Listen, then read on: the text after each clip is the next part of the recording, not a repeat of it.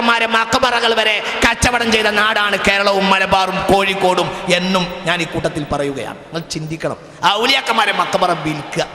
ഈ കൗമ ഈ നൗമ് നന്നാവും. ഇവരൊക്കെ പേരാണ് സുന്നി. ഇവര് സുന്നി അല്ല മനുഷ്യന്മാര്, ഇവർ കച്ചവടത്തിന്റെ പാർട്ടിയാണ്. സുന്നി എന്നാൽ ബഹുമാനപ്പെട്ട ഇമാമുന ശാഫിഈ തങ്ങളും മഹാന്മാരായ മഖ്ദൂം തങ്ങളും ആ മഖബറയിലൊക്കെ മറപെട്ട് കിടക്കുന്ന സ്വാലിഹീങ്ങളായ ആളുകൾ ഏത് സംസ്കാരമാണോ ഇവിടെ പഠിപ്പിച്ചത്, ഏത് രീതിയാണോ ആ രീതിയുടെ വക്താക്കളാണ് ബഹുമാനപ്പെട്ട അഹ്ലു സുന്നത്തി വൽ ജമാഅ എന്ന യാഥാർത്ഥ്യം ബഹുമാനപ്പെട്ട സഹോദരി സഹോദരന്മാർ മനസ്സിലാക്കണം. അതാണ് സുന്നത്തി ജമാഅത്ത്. കേട്ടല്ലോ. അപ്പൊ ഇവർ സുന്നത്തി ജമാഅത്തിന്റെ ആളുകളല്ല ഈ ഉസ്താദുമാർ, ഇവർ കച്ചവടത്തിന്റെ ആൾക്കാരാണ്. ബിസിനസ്സാണ് ഇവർക്ക്. അതിന് 1000 റുപ്യ നേർച്ചേർന്ന് 5000 വാങ്ങണം, അതിന് ദിക്റുകൾ ചൊല്ലിക്കൊടുക്കണം. ഇതല്ലാതെ ഇസ്ലാമിനോട് യാതൊരു താല്പര്യമില്ല. പക്ഷെ ഇത് നമ്മൾ കൃത്യമായി പറഞ്ഞാൽ നമ്മളെക്കുറിച്ച് ഒരു പറയും ഞങ്ങളെ മുശ്രിക്കാക്കി, ഞങ്ങളെ കാഫിറാക്കി. ഞങ്ങൾ ആരെയും മുശ്രിക്കാക്കാറില്ല, ആരെയും കാഫിറാക്കാറില്ല. നേരെ തിരിച്ചാണ് സംഭവിക്കാറുള്ളത്. പലപ്പോഴും ഉസ്താദുമാർ സ്റ്റേജിലും പേജിലും മുജാഹിദുകൾ, പുത്തൻവാദികൾ കാഫിറുകളാണെന്ന് വിശ്വസിക്കാത്തവരുടെ ഈമാൻ പൂർത്തിയായിട്ടില്ല എന്ന് എഴുതി വച്ചിട്ടുണ്ട്. ഇത് അൽ വസിയ 2010 റബീഉൽ അവ്വൽ ഇറക്കിയതാ. ഈ 2010-ലേതാണിത്. നോക്കൂ, ഇതിലെ പേജ് 28 വായിച്ചാൽ നബി സല്ലല്ലാഹു അലൈഹി വസല്ലമയുടെ പരമ്പരയുണ്ട്. ഉസ്താദ് അബ്ദുൾ റഷീദ് ബാക്കവി കുഴിപ്പുറം എഴുതിയിട്ടുള്ള ലേഖന കേട്ടോളൂ നിങ്ങൾ. ഇവിടെ നാം വളരെ ഗൗരവപൂർവ്വം ചിന്തിക്കേണ്ടിയിരിക്കുന്നു. ഈമാൻ എന്നാൽ അള്ളാഹുവിൽ നിന്ന് നബി സല്ലല്ലാഹു അലൈഹി വസല്ലമ തങ്ങൾ കൊണ്ടുവന്ന എല്ലാ കാര്യങ്ങളെയും വിശ്വസിക്കലാകുന്നു. ആ കൂട്ടത്തിൽപ്പെട്ടതാണ് പുത്തൻ പ്രസ്ഥാനക്കാർ മുഴുവനും നരകാവകാശികളാണെന്നത്. അപ്പോൾ ജമ മുജ തബ്ലീഗ് കമ്പനികൾ മുഴുവനും നരകത്തിലാണെന്ന് വിശ്വസിക്കുന്നവനെ പൂർണ്ണ മൂമിനാവുകയുള്ളൂ. ഇത് 2010. അപ്പോൾ പൂർണ്ണ മൂമിനാവണമെങ്കിൽ എന്ത് വേണം? മുജാഹിദുകൾ നരകത്തിലാണ് എന്ന് വിശ്വസിക്കണം, എന്നാലേ ഈമാൻ പൂർത്തിയാവുള്ളൂ. ഇനി അതിൻ്റെ അപ്പുറം കേട്ടോളൂ നിങ്ങൾ. അവിടെ നിർത്തിയിട്ടില്ല. എന്നാൽ അവർ മുഴുവനും നരകത്തിൽ ശാശ്വതരാണോ? ഇപ്പൊ മുജാഹിദുകളൊക്കെ നരകത്തിൽ ശാശ്വതരാണോ എന്നാ ചോദ്യം. അതല്ല, നരകത്തിൽ നിന്ന് ശിക്ഷ കഴിഞ്ഞ് സ്വർഗത്തിൽ പ്രവേശിപ്പിക്കപ്പെടുമോ? ചോദ്യം. എങ്കിൽ അവരും ദുർമാർഗിയായ സുന്നിയും തമ്മിൽ എന്താണ് വ്യത്യാസം എന്ന് പറഞ്ഞാൽ, ദുർമാർഗിയായ സുന്നി ശിക്ഷ കഴിഞ്ഞാൽ നരകത്തിൽ നിന്ന് രക്ഷപ്പെടും, മുജാഹിദ് കാലാകാലം നരകത്തിലായിരിക്കുന്നു. വസ്തുത നമ്മൾ ആരെയും മുശ്രിക്കാക്കാറില്ല, അതുപോലെ തന്നെ കാഫിറാക്കാറില്ല. എന്നാൽ കാര്യങ്ങൾ വിശദീകരിക്കുമ്പോൾ പരിശുദ്ധ ഖുർആനിൻ്റെയും തിരുസുന്നത്തിൻ്റെയും അടിസ്ഥാനത്തിൽ കാര്യങ്ങൾ വിശദീകരിച്ചാൽ അവിടെ മുജാഹിദുകളെ കാഫിറും നരകാവകാശിയുമാക്കി തീർക്കാറുള്ളത് ഉസ്താദുമാരാണ്. രേഖാമൂലം തെളിയിക്കാൻ കഴിയും നമുക്ക്. ഇനി ആലോചിച്ച് നോക്ക്, അള്ളാഹുവിനെ മാത്രമേ ആരാധിക്കാൻ പാടുള്ളൂ എന്നതിൻ്റെ വളരെ പ്രധാനപ്പെട്ട ഒരു ഭാഗമാണ് പ്രാർത്ഥന. നമ്മൾ കുറേശ്ശെ വിശദീകരിച്ചു. അതേ രീതിയിൽ തന്നെയാണ് നേർച്ച പടച്ചവന് മാത്രമേ പാടുള്ളൂ എന്നുള്ളതാ. നോക്കൂ നിങ്ങൾ, ഇന്ന് നാട്ടിൽ നടക്കുന്ന പല നേർച്ചകളുണ്ട്. ആ നേർച്ചയെക്കുറിച്ച് കാടേരി മുഹമ്മദ് മുസ്ലിയാർ 950 ഏപ്രിൽ മാസത്തിൽ 952 ഏപ്രിൽ മാസത്തിൽ അൽ ബയാൻ എന്ന് പറയുന്ന സമസ്തയുടെ മുഖപത്രത്തിൽ ലേഖനം എഴുതി. ലേഖനത്തെക്കുറിച്ച് എന്താ എഴുതിയത് അറിയോ? നോക്കൂ, നിങ്ങൾ കേട്ടു നോക്ക്. ഇന്ന് മലബാറിന്റെ ചില ഭാഗങ്ങളിൽ ശുഹദാ, ഔലിയാ, സാദാത്ത് എന്നീ മഹാന്മാരുടെ ഖബറിടങ്ങളിൽ വെച്ചു നേർച്ച എന്ന പേരിൽ നടത്തി വരുന്ന ആഘോഷങ്ങൾ, അതായത് ചെണ്ടമുട്ട്, കുഴൽവിളി, കോൽക്കളി, കത്തുകളി, ചട്ടിക്കളി, തട്ടിക്കളി, ആറാട്ടം, പോരാട്ടം, കോർത്തുവലി, അർത്തുവിളി തുടങ്ങിയ പല തോന്യാസങ്ങളും നടത്തപ്പെടുന്ന കാഴ്ചയാണല്ലോ നാം കണ്ടുവരുന്നത്. അവയെല്ലാം വിരോധിക്കപ്പെട്ടതാകയാൽ അതിൽ പങ്കെടുക്കാനും അവരോട് അനുകൂലിക്കാനും പാടില്ലാത്തതാകുന്നു. അൽ ബയാൻ 952 ഏപ്രിൽ മാസം കാടേരി മുഹമ്മദ് മുസ്ലിയാർ എഴുതിയതാണിത്. നോക്കൂ നിങ്ങൾ, വളരെ കൃത്യമാണ്. മുജാഹിദ് പ്രസ്ഥാനത്തിന്റെ ആദർശമാണിത്. ഇത് നേർച്ചല്ല, ഇത് തോന്നിയാസാണെന്ന് കാടേരി തുറന്നെഴുതി. സംഭവിച്ച എന്താ നിങ്ങൾ? കാടേരിയെ സമസ്തയിൽ നിന്ന് പുറത്താക്കി. അത് ഇതിന്റെ തൊട്ടടുത്ത പേജിൽ വിശദീകരിച്ചിട്ടുണ്ട്. പുറത്താക്കുന്നു കണ്ടപ്പോൾ നേരത്തെ എഴുതി വെച്ച രാജിക്കത്ത് എടുത്തൊടുത്തിട്ട് ഇദ്ദേഹം തടി സലാമത്താക്കിയതാ. നോക്കൂ നിങ്ങൾ, ജനാസ കൊണ്ടുപോകുമ്പോൾ ദിക്ർ ചൊല്ലുന്നതിനെ സംബന്ധിച്ചും കൊടികുത്ത് നേർച്ചയെ സംബന്ധിച്ചും അൽബയാൻ പത്രാധിപർ പത്രത്തിൽ എഴുതിയ ലേഖനങ്ങൾ രണ്ടും പരിശോധിച്ച് അവ രണ്ടും സുന്നത്ത് ജമാഅത്തിന്റെ ആദർശങ്ങൾക്ക് നിരക്കാത്തതാണെന്ന് ഐക്യകണ്ഠേന അഭിപ്രായപ്പെട്ടു. അതുകൊണ്ട് തന്നെ അദ്ദേഹത്തെ പുറത്താക്കാൻ തീരുമാനിച്ചു. അപ്പൊ എന്താ, സുന്നത്ത് ജമാഅത്തിന്റെ അഹ്ലുസുന്നത്തി വൽ ജമാഅത്തിന്റെ ആദർശങ്ങൾക്ക് നിരക്കാത്തതാണ് അത്രേ കാടേരി എഴുതിയത്. അപ്പൊ കാടേരി എഴുതിയത് എന്താ, ഒന്നുകൂടി വായിച്ചറാ. ഇന്ന് കാണുന്ന പല നേർച്ചകളും അതിലെന്തുണ്ട്? ചണ്ടമുട്ടുണ്ട്, കുഴൽവിളിയുണ്ട്, കോൽക്കളിയുണ്ട്, കത്തുകളി, ചട്ടിക്കളി, തട്ടിക്കളി, ആറാട്ടം, പോരാട്ടം, കോർത്തുവലി, ആർത്തുവിളി തുടങ്ങിയ പല തോന്നിയാസങ്ങളും ഉണ്ട്. ഈ എഴുതിയത് സുന്നത്ത് ജമാഅത്തിന്റെ ആദർശമല്ല എന്നാ. അപ്പൊ സുന്നത്ത് ജമാഅത്തിന്റെ ആദർശമാവണമെങ്കിൽ എന്ത് വേണം? ഇവരെ നേർച്ചയിൽ ചട്ടിക്കളി വേണം, തട്ടിക്കളി വേണം, ആർത്തുവിളി വേണം, ചണ്ടമുട്ട് വേണം, പല തോന്നിയാസും വേണം. കാടേരി എഴുതിയത് സുന്നത്ത് ജമാഅത്തിന്റെ എതിരാണ് എന്ന് ഇവർ പ്രമേയം പാസാക്കി കാടേരിയെ പുറത്താക്കി. അതിന്റെ അർത്ഥം എന്താണ്? കാടേരി എഴുതിയത് സുന്നത്ത് ജമാഅത്തിന് എതിരാണ് എന്ന് പറയുമ്പോൾ ഇതൊക്കെ ഉള്ള നേർച്ചയാണ് സുന്നത്ത് ജമാഅത്ത് അംഗീകരിക്കുന്നത്. വസ്തുത എന്താ? ഇസ്ലാമിലെ നേർച്ച അതാണോ? ചണ്ടട്ടും കോയൽവിളിയൊക്കെ ഉള്ള നേർച്ച ആര് നടത്തിയതാ? ഖുർആൻ വിശദീകരിച്ചത് അത് മക്കാ മുശ്രിക്കുകളുടെ ആരാധനയാണെന്നാ. സൂറത്തു അൻഫാലിലെ 35-ാമത്തെ ആയത്ത്, മാ കാന സ്വലാത്തുഹും ഇൻദൽ ബൈത്തി ഇല്ലാ മുകാം വതസ്തിയാ. ചണ്ടമുട്ടും കുഴൽവിളിയുമായിരുന്നു മക്കാ മുശ്രിക്കുകൾ പരിശുദ്ധ കഅബയുടെ അടുക്കൽ വെച്ച് നടത്തിയിരുന്ന ആരാധന. ഖുർആൻ വിശദീകരിക്കുന്നു. ഇതാണെന്ന് നേർച്ച എന്നുള്ള പേരിൽ. നോക്കൂ നിങ്ങൾ, ആന വരണ്ടാൽ നേർച്ച നമ്മളുടേതല്ല. ആന വരണ്ടിട്ടില്ലെങ്കിലോ ആനുള്ള നേർച്ചക്കൊരു കുഴപ്പമില്ല എന്നാ. പണ്ട് കാടേരിയെ പുറത്താക്കിയവരുടെ പിൻഗാമികൾ ഉണ്ടെന്ന്. ആനയെ ന്യായീകരിക്കുന്നവർ, ചെണ്ടമുട്ടിനെ ന്യായീകരിക്കുന്നവർ. ഒരു മുഖാമുഖത്തിൽ ചോദ്യം അലൈസ കാഫിയോടാ, ചെണ്ടമുട്ട് എന്താ, ചെണ്ടക്കെന്താ കുഴപ്പം? ആനക്കെന്താ കുഴപ്പം? അപ്പൊ അത് മറ്റു മതസ്ഥരുടെ ഷിയാറല്ലേ എന്ന് ചോദ്യകർത്താവ് ചോദിച്ചപ്പോൾ, മറ്റു മതസ്ഥരുടെ ഷിയാറൊന്നുമല്ല, മറ്റു മതസ്ഥർ കുപ്പായിടലുണ്ടല്ലോ, അപ്പൊ നമ്മൾ കുപ്പായ ഇടാതെക്കണോ? മറ്റു മതസ്ഥർ തുണി എടുക്കാറുണ്ടല്ലോ, അപ്പൊ നമ്മൾ തുണി എടുക്കാതെ അടുക്കലാണോ എന്ന രീതിയിലാണ് ഇവർ മറുപടി പറഞ്ഞത്. കാടേരിയെ പുറത്താക്കിയവരുടെ ആ അഹ്ലുസുന്നത്ത് വൽ ജമാഅ ഇന്നുണ്ട്. അഥവാ ചണ്ടട്ടും കയലുളിയൊക്കെയാണ് നേർച്ച എന്ന് പ്രഖ്യാപിച്ച ടീം. കേട്ടോക്കൂ നിങ്ങൾ അലവി സഖാഫിയുടെ ഫത്വ. ചണ്ടമുട്ടനെ ഹറാമാണെന്ന് അല്ല, ജായിസാണെന്ന അവസ്ഥയിൽ ആയിക്കോട്ടെ, ഞാൻ പറഞ്ഞല്ലോ, ദുരിയായ അതായത് നടു കുടുങ്ങിയതും രണ്ടു ഭാഗം വിശാലമല്ലാത്തതുമായ ചെണ്ട, വലിയ ചെണ്ട, അത് മുട്ടാ കുഴപ്പമില്ല. അത് ജായിസ് തന്നെയാണ്. പിന്നെന്താ? അപ്പൊ പുസ്തകത്തിലുള്ള നിയമവും തമ്മിൽ എതിർപ്പില്ല. ഇടുങ്ങുമ്പോ വലിയ വിഷയം തന്നെയാണ്. ഇടുങ്ങൽ വലിയ വിഷയം തന്നെയാണ്. പറയണ്ടോ? അത് നിങ്ങൾക്ക് തിരികെയായിട്ടാണ്. അടുത്ത ചോദിച്ചു, വേറെന്താ മുട്ടൽ? ആനക്കെന്താ കുഴപ്പം? ആന എന്ന് പറഞ്ഞ ഹറാമെന്ന് നടക്കുന്നുണ്ടോ? ഖുർആനിൽ പറയുന്നത് ആനനെ തൊടാൻ പാടില്ല, കാണാൻ പാടില്ല, ഉപയോഗിക്കാൻ പാടില്ല. ഇല്ല. വേറെന്താ?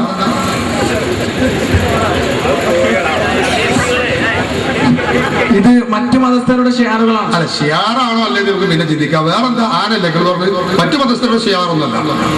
മറ്റു മതസ്ഥരുടെ ഷിയാർ മറ്റു മതസ്ഥർ ചെയ്യണമെന്ന് നമുക്ക് ചെയ്യാൻ പാടില്ല എന്ന് പറഞ്ഞാൽ മറ്റു മതസ്ഥർ തുണിയെടുക്കുന്നുണ്ട്, അപ്പൊ നമുക്ക് തുണിയെടുക്കാൻ പാടില്ല, കാര്യമൊക്കെ മുടുങ്ങല്ലോ.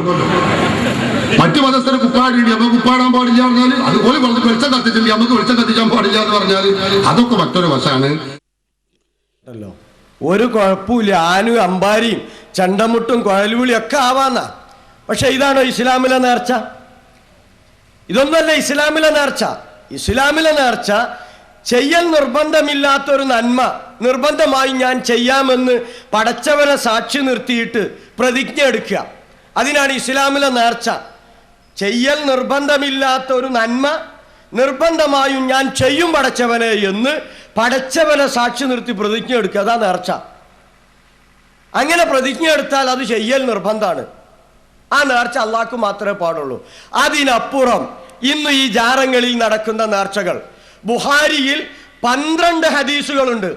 ഇതിനതിനിശ്ചിതമായി അങ്ങേറ്റത്തെ പിഴച്ച ഏർപ്പാടാണിത് എന്ന് പറഞ്ഞ് പ്രവാചകൻ സല്ലല്ലാഹു അലൈഹി വസല്ലമ പഠിപ്പിച്ചത്. അതിൽ വളരെ പ്രധാനപ്പെട്ടതാണ് 1341 നമ്പർ ഹദീസ് ബുഖാരിയിലെ.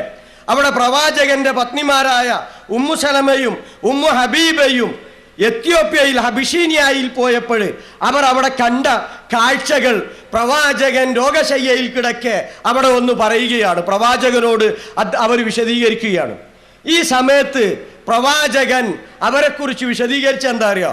ഉലായിക്ക ഇദാ മാത മിൻഹുമുർ റജുലു സ്വാലിഹ്, ആ കൂട്ടർ നിങ്ങൾ അബിഷീനിയയിൽ കണ്ട ആ ടീമുണ്ടല്ലോ, അവരിൽ നിന്നുള്ള ഒരു നല്ല മനുഷ്യൻ മരണപ്പെട്ടാൽ ബനൗ അലാ ഖബരിഹി മസ്ജിദ, അവരുടെ അദ്ദേഹത്തിന്റെ ഖബറിമൽ ആരാധനാ കേന്ദ്രമാക്കി മാറ്റും. സുമ്മ സവ്വറു ഫീഹി തിൽക സൂറ, പിന്നെ നിങ്ങൾ കണ്ട ആ ചിത്രങ്ങളൊക്കെ അവർ ആ ഖബറിൽ തൂക്കിയിടുകയും ചെയ്യും. ഒരു സാലിഹായ മനുഷ്യൻ മരിച്ചാൽ ആ ഖബറിനെ ആരാധനാ കേന്ദ്രമാക്കി മാറ്റും. തർക്കമാണിന്ന്. നോക്കൂ നിങ്ങൾ, പല ജാരങ്ങളും ആരുടേതാണ് എന്നുള്ളിടത്ത് തർക്കമാണ്. ഒരുപാട് ജാരങ്ങളെ നമുക്ക് കാണാൻ സാധിക്കും. ഇത് ആരുടെ പണിയാണ്? ഇത് ചെയ്യുന്നവരെ കുറിച്ച് റസൂലുള്ളാഹി എന്താ പറഞ്ഞത്? ഉലായിക ശിറാറുൽ ഖൽഖ്, സൃഷ്ടികളിൽ അങ്ങേയറ്റത്തെ നീചന്മാരാണവർ അല്ലാഹുവിന്റെ അടുക്കൽ യൗമൽ ഖിയാമ, അന്ത്യദിനത്തിൽ. നാളെ പരലോകത്തിൽ പടച്ചവന്റെ അടുക്കൽ ഏറ്റവും നീചന്മാരായ ആളുകളാണ് ഖബറുകളെ ആരാധനാ കേന്ദ്രങ്ങളാക്കി മാറ്റുന്നവർ. നോക്കൂ നിങ്ങൾ, അതുകൊണ്ടാണ് ജൂതനെയും ക്രിസ്ത്യാനിയെയും അല്ലാഹ് ശപിച്ചത്. ഖാതലല്ലാഹുൽ യഹൂദ വന്നസാറ, അല്ലെങ്കിൽ ലഅനല്ലാഹുൽ യഹൂദ വന്നസാറ ഇത്തഖദു ഖുബൂർ അംബിയാഇഹിം മസാജിദ. പ്രവാചകൻ സല്ലല്ലാഹു അലൈഹി വസല്ലമ കൃത്യമായി പഠിപ്പിക്കുകയാണ്. ഇതിനു വിരുദ്ധമായി ഇന്ന് സമൂഹത്തെ ഇവർ കൊണ്ടുപോകുന്നത് എന്താ? ജാറങ്ങളിലേക്കാണ്. സിയാറത്ത് ടൂർ, പോസ്റ്റിംഗാല് എന്ന് പറഞ്ഞ മാതിരിയാ. സിയാറത്ത് എന്ന് പറഞ്ഞാൽ തന്നെ ടൂറാ. എന്നിട്ടോ അതിന് കാശ് വാങ്ങുക, സമൂഹത്തെ എന്നിട്ട് വഴികേടിലേക്ക് നയിക്കുക. ഇത് നിർത്തണം. അഹ്ലുസുന്നത്തി വൽ ജമാഅയുടേതല്ല, ലാ ഇലാഹ ഇല്ലല്ലാഹ്ക്ക് വിരുദ്ധമാണിത് എന്ന് നമ്മൾ മനസ്സിലാക്കേണ്ടതുണ്ട്. അതേ രീതിയിൽ തന്നെയാണ് പള്ളിപ്രവേശം വലിയ വിഷയമായിരുന്നു. നേരത്തെ സൂചിപ്പിച്ചു സലാം സുല്ലമി. അന്ന് ലാ തംനഉ ഇമാഅല്ലാഹി മസാജിദല്ലാഹ് എന്ന ഹദീസ് ഓതിയപ്പോൾ അന്ന് അവിടെ ഉണ്ടായിരുന്ന ഉസ്താദുമാർ പറഞ്ഞത് എന്താ? അത് മന്ത്രിക്കാനും അതുപോലെ തന്നെ കുട്ടികൾക്ക് പേരിടാനും പിഞ്ഞാണ് എഴുതാനൊക്കെ റസൂലിനെ കാണാൻ പള്ളി പോകുന്നതിനെ കുറിച്ചാണ് പറഞ്ഞത് എന്ന് പറഞ്ഞിട്ടാ തടി സലാമത്താക്കിയിരുന്നത്. എങ്കിൽ ഇന്ന് അവരുടെ പിൻഗാമികളായ ഉസ്താദുമാർ അടവ് മാറ്റിയിട്ടുണ്ട്. തനി ദുർവ്യാഖ്യാനം. ലാ തംനഉ ഇമാഅല്ലാഹി മസാജിദല്ലാഹ് എന്ന് പറഞ്ഞാൽ അതിന്റെ അർത്ഥം ലാ തംനഉ, നിങ്ങൾ തടയണ്ട, ഞാൻ തടഞ്ഞോളാന്നാണ് അതിന്റെ അർത്ഥം എന്ന് ആലോചിച്ച് നോക്കൂ നിങ്ങൾ. ലാ തംനഉ എന്ന് പറഞ്ഞ ഹദീസിന്റെ ആശയം എന്താ? നിങ്ങൾ തടയരുത്. എന്താ? നിങ്ങൾ തടയരുത്. അള്ളാഹുവിന്റെ അടിമകളായ സ്ത്രീകളെ പള്ളികളെ തൊട്ട് നിങ്ങൾ തടയരുത്. ഉസ്താദ് പുതിയ വ്യാഖ്യാനം കണ്ടെത്തി. എന്താ വ്യാഖ്യാനം എന്നറിയോ? കുടുംബകലഹം ഉണ്ടാവും, പോകണം നോള് പറഞ്ഞു, പോണ്ട നിങ്ങളും പറഞ്ഞു. പോണം പോണ്ട തർക്കായി. അതുകൊണ്ട് നിങ്ങൾ പോണ്ടെന്ന് പറയണ്ട, പോകണ്ട എന്നുള്ള കാര്യം ഞാൻ തന്നെ പറഞ്ഞോളാ. ലാ തംനഉ, നിങ്ങൾ തടയണ്ട, ഞാൻ തടഞ്ഞോളാ. കേട്ടോക്കൂ. ഖത്താബ് തടഞ്ഞില്ല. എന്താ തടയാഞ്ഞ്? പള്ളി പോവാൻ വിടൂല എന്ന് പറഞ്ഞാല് ഞാൻ പോന്ന് ഇപ്പുറത്ത് അങ്ങോട്ടും പറയൂ. അങ്ങനെയാ. അപ്പൊ വിടൂല പോന്ന് പറഞ്ഞാ കുടുംബകലഹം ഉണ്ടാവും. അതുകൊണ്ടാ റസൂലുള്ളാഹി സ്വല്ലല്ലാഹു അലൈഹി വസല്ലം നേരത്തെ തന്നെ പറഞ്ഞത് എന്ത്? ലാ തംനഉ ഇമാഅല്ലാഹി മസാജിദല്ലാഹ്, നിങ്ങൾ തടയാൻ പോണ്ടട്ടോ. നിങ്ങൾ തടഞ്ഞാൽ പോകുന്നുള്ള ഭാഷയാവും. തടയുമ്പം ഭാഷ ഉണ്ടാവും. ഭാഷ ഉണ്ടാവുമ്പോ നിങ്ങളെ കുടുംബം കലഹാവും. അതുകൊണ്ട് നിങ്ങൾ തടയാൻ പോണ്ട എന്നുള്ള വിവരം ഞാൻ തന്നെ പറയുന്നുണ്ട്. നിങ്ങൾ ഇതിൽ ഇടപെടണ്ട. അതാണ് എന്റെ മകന. ഞാൻ തന്നെ പഠിപ്പിക്കുന്നുണ്ടത്. നിങ്ങൾ അതിൽ ഇടപെടണ്ട. അധികാരം വെച്ച് ഇടപെട്ട വാശി ഉണ്ടാവും. അങ്ങനെ വാശി കൂട്ടണ്ട. അതാ ലാ തംനഉ എന്ന് പറഞ്ഞതിന്റെ അർത്ഥം. നിങ്ങൾ തടയണ്ട, ഞാൻ തടഞ്ഞോളാം, ഞാൻ തന്നെ പറഞ്ഞോളാ പോണ്ടെന്നുള്ള കാര്യം. ലാ തഖറബു സിന. ഉസ്താദ് അർത്ഥം പറഞ്ഞാട്ടെ. അർത്ഥം യഥാർത്ഥത്തിൽ നിങ്ങൾ സിനയോട് അടുക്കരുത് എന്ന. ഉസ്താദ് എങ്ങനെ പറയും? നിങ്ങൾ അടുക്കണ്ട, ഞാൻ അടുത്തോളാം. ലാ തഅകുലു അംവാലക്കും ബൈനക്കും ബിൽ ബാത്തിൽ, നിങ്ങൾ പരസ്പരം അന്യായമായി സ്വത്ത് ഭുജിക്കരുത് എന്ന. ഉസ്താദ് എങ്ങനെ അർത്ഥം പറയേണ്ടി വരും? നിങ്ങൾ തിന്നണ്ട, ഞാൻ തിന്നോളാം. ആണോ? പറയാൻ പറ്റുമോ? പറ്റില്ല. നോക്കൂ, അന്ന് 70കളിൽ കുറ്റിച്ചിറയിൽ ഹദീസിനെ കുറിച്ച് ഇത്ര ദുർവ്യാഖ്യാനം നടത്താൻ അവർക്ക് ധൈര്യം ഉണ്ടായിരുന്നില്ല. അവർ പറഞ്ഞത് അത് മന്ത്രിച്ചുതാനൊക്കെയാണ് പോണത് എന്നാ. ഇന്നോ തടയരുത് എന്ന് പുരുഷന്മാരോട് കൽപ്പിച്ചതല്ല, നേരെ മറിച്ച് പോകണ്ട എന്നുള്ള വിവരം ഞാൻ പറഞ്ഞോളാന്ന് ഹദീസിനെ ദുർവ്യാഖ്യാനം നടത്തി. ഇങ്ങനെ പോയി എവിടെ എത്തിയാലും നിങ്ങൾ അവസാനിപ്പിക്കുകയാണ്. അള്ളാഹു പോലും നമ്മളോടൊപ്പം മൗലൂദ് കഴിക്കുന്നു എന്നുള്ള അർത്ഥത്തി. ആകെ പടച്ചോപ്പം നമ്മളോടൊപ്പം ചെയ്യുന്ന പണി എന്താ നിങ്ങൾ? മൗലൂദ് കഴിക്കലും ആണ്. അല്ല നമ്മളോടൊപ്പം മൗലൂദ് കഴിക്കുന്ന മൗലൂദ് എന്ന് എഴുതി വയ്ക്കും നിങ്ങൾ. ഇർത്തകബുത്തു അലൽ ഖത്ത വൈറ ഹസ്രിൻ വഅദത് ലക അശ്കു ഫീഹിയ സയ്യിദി ഖൈറൻ നബി. ല്ലേ? മൗലൂദ്, മങ്കൂസ് മൗലൂദ് ഇങ്ങനെ ചൊല്ലുക, അല്ല ചൊല്ലുക ഇർത്തകബുത്തു അലൽ ഖത്ത. ഞാൻ ഒരുപാട് തെറ്റ് ചെയ്തിട്ടുണ്ട്. വൈറ ഹസ്രിൻ വഅദത്, കയ്യും കണക്കൂലാതെ തെറ്റ്. അതുകൊണ്ട് ലക അശ്കു ഫീഹിയ സയ്യിദി ഖൈറൻ നബി, ഉത്തമരായ പ്രവാചകരെ, ഇതാ താങ്കളോട് ഞാൻ ആവലാതി പറയാം. പ്രവാചക സ്നേഹം ഇത്തരത്തിലുള്ള പാട്ടുകളും ബെയ്ത്തുകളും ചൊല്ലലല്ല. പ്രവാചകനെ സ്നേഹിക്കേണ്ടത് പ്രവാചകന്റെ അധ്യാപനങ്ങൾ പിന്തുടർന്നുകൊണ്ടാണ് എന്ന ഒരു വിശ്വാസി ഏറ്റവും കൂടുതൽ പടച്ചവനെ സ്നേഹിക്കണം. രണ്ടാം സ്ഥാനം പ്രവാചകൻ. എങ്ങനെ പടച്ചവനെ സ്നേഹിക്കണം? പടച്ചവനെ സ്നേഹിക്കേണ്ടത് പ്രവാചകനെ പിൻപറ്റിക്കൊണ്ടാണ്. ഇൻകുന്തും തുഹിബ്ബൂനല്ലാഹ്, നിങ്ങൾ അള്ളാഹുവിനെ ഇഷ്ടപ്പെടുന്നുവെങ്കിൽ ഫത്തബിഊനി, നിങ്ങൾ എന്നെ പിൻപറ്റണം. എങ്കിൽ യുഹിബ്ബുക്കുമുല്ലാഹ്, അല്ലാഹ് നിങ്ങളെ ഇഷ്ടപ്പെടും. നോക്കൂ, അള്ളാഹുവിന്റെ സ്നേഹം നമ്മൾക്ക് കരസ്ഥമാക്കണമെങ്കിൽ പ്രവാചകനെ പിൻപറ്റണം. അതാണ് അള്ളാഹുവിനെ സ്നേഹിക്കൽ. അതുതന്നെയാണ് പ്രവാചകനെ സ്നേഹിക്കലും. അതല്ലാതെ ഏതെങ്കിലും പ്രത്യേക മാസത്തിൽ എന്തെങ്കിലും ചൊല്ലിപ്പറയലല്ല എന്നതാണ് വസ്തുത. എന്നാൽ ഇന്ന് സമൂഹത്തെ ഇവർ പഠിപ്പിക്കുന്നത് എന്താ അറിയോ? പടച്ചവൻ ആകെ നമ്മോടൊപ്പം ചെയ്യുന്ന ഏക പ്രവർത്തനം മൗലൂദ് ചെല്ലലും ആണ്. അല്ല മൗലൂദ് ചെല്ലാൻ തുടങ്ങിയാൽ എങ്ങനെ ഉണ്ടാവും? ആരാത് പറഞ്ഞാൽ അറിയോ? വലിയ ഉസ്താദ് കേട്ടോ. അതിനാൽ അല്ലാഹു സുബ്ഹാനഹു വ തആല നമ്മുടെ കൂടെ ചേർന്നുകൊണ്ട് ചെയ്യുന്ന ഒരേ ഒരു പ്രവർത്തനം അള്ളാഹുവിൻ്റെ ഹബീബായ നബി സല്ലല്ലാഹു അലൈഹി വസല്ലം തങ്ങളുടെ മേൽ സ്വലാത്ത് ചെല്ലലും അവിടത്തെ മദ്ഹ് പറയലും അവിടത്തെ പ്രശംസിക്കലും പ്രകീർത്തിക്കലും മൗലിദ് നടത്തലും ആണ്. മൗലിദ് നടത്തലുമാണെന്ന് അവിടെയും ആയത്തിനെ ദുർവ്യാഖ്യാനം ചെയ്തിട്ടുണ്ട്. അള്ളാഹുവും മലക്കുകളും വിശ്വാസികളും പ്രവാചകന്റെ പേരിൽ സ്വലാത്ത് ചൊല്ലുന്നു. അതുകൊണ്ട് വിശ്വാസികളെ നിങ്ങളും പ്രവാചകന്റെ മേൽ സ്വലാത്ത് ചൊല്ലുക. ഇന്നല്ലാഹ വ മലായികത്തഹു യുസല്ലൂന അലൻ നബി ആയത്താണ്. അല്ലാഹ് സ്വലാത്ത് ഇല്ല. എന്താണ്? അള്ളാഹുവിന്റെ അനുഗ്രഹം പ്രവാചകനിൽ വർഷിക്കുന്നു എന്നാണ്. മലക്കുകൾ പ്രവാചകന് വേണ്ടി പ്രാർത്ഥിക്കുന്നു. അതുകൊണ്ട് വിശ്വാസികളെ നിങ്ങളും പ്രാർത്ഥിക്കണം. ആ ആയത്തിനെ കോട്ടിമാറ്റിയിട്ട് എന്ത് ചെയ്തു? അല്ലാഹ് നമ്മളോടൊപ്പം മൗലൂദ് ചെല്ലുന്നുണ്ട്, മൗലൂദ് കഴിക്കുന്നുണ്ട് എന്നിടത്തേക്ക് എത്തി. ഇങ്ങനെ പടച്ചവന്റെ പേരിൽ പറയാൻ പാടില്ലാത്തത്, പരിശുദ്ധ ഖുർആനിന്റെ പേരിൽ പറയാൻ പാടില്ലാത്ത കാര്യങ്ങൾ അഹ്ലുസുന്നത്തി വൽ ജമാഅയുടെ പേരിൽ സമൂഹത്തിൽ ഇവർ പഠിപ്പിക്കുകയാണ്. അപ്പൊ ഇതിനെ കൃത്യമായി ബോധ്യപ്പെടുത്തി കൊടുക്കേണ്ടതുണ്ട് നമ്മൾ. അതായിരുന്നു അന്ന് കുറ്റിച്ചിറയിൽ നടന്നത്. ഇന്ന് പലപ്പോഴും അത്തരത്തിൽ സ്വസ്ഥമായി സംവാദങ്ങൾ നടത്താൻ സമ്മതിക്കാറില്ല.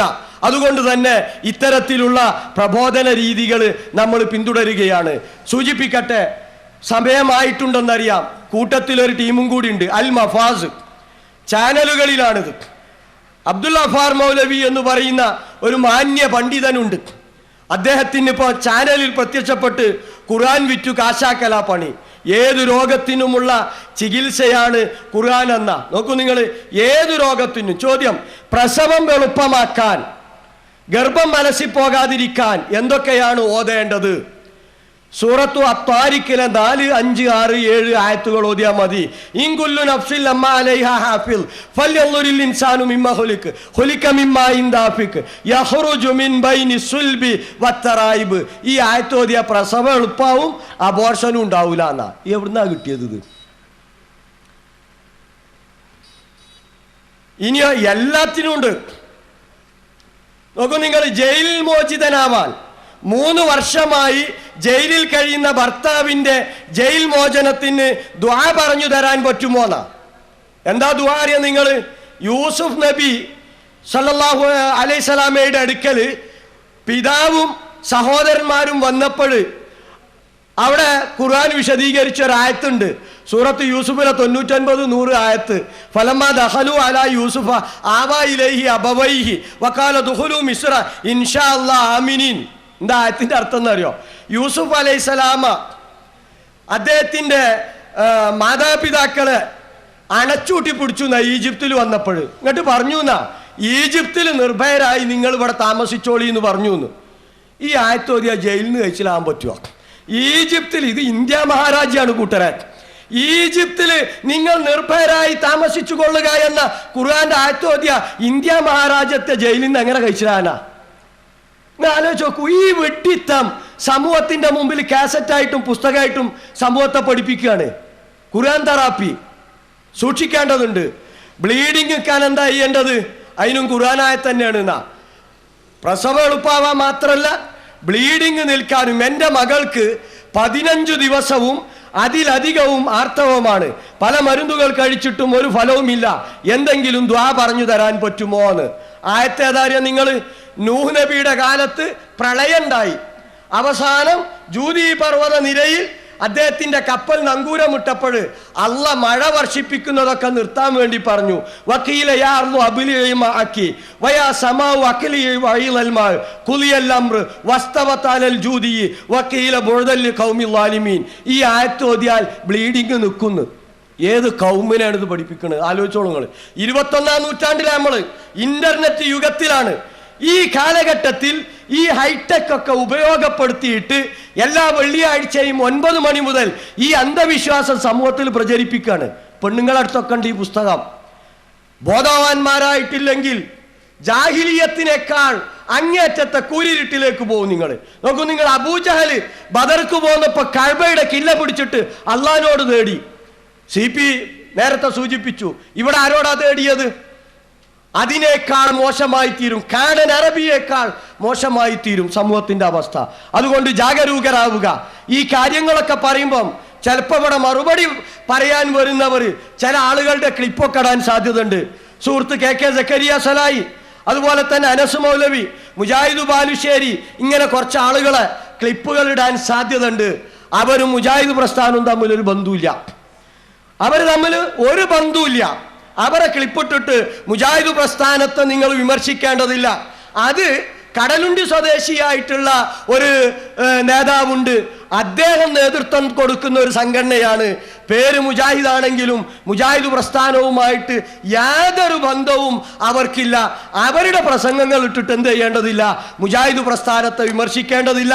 നിങ്ങൾ ഉന്നയിക്കുന്ന അതേ വാദങ്ങൾ അമ്പിയാക്കളെയും ഔലിയാക്കളെയും ആരാധിച്ചാൽ, അവരോട് പ്രാർത്ഥിച്ചാൽ ഉത്തരം ചെയ്യുമെന്ന് നിങ്ങൾ ഉന്നയിക്കുന്നുവെങ്കിൽ, ജിന്നുകളെയും മലക്കുകളെയും ആരാധിക്കുകയും അവരോട് ആരാധിക്കുകയും ചെയ്താൽ അവർ നമ്മെ സഹായിക്കും, അവർ നമുക്ക് ഉത്തരം ചെയ്യുമെന്ന് അവരും സമൂഹത്തെ പഠിപ്പിക്കുന്നുണ്ട്.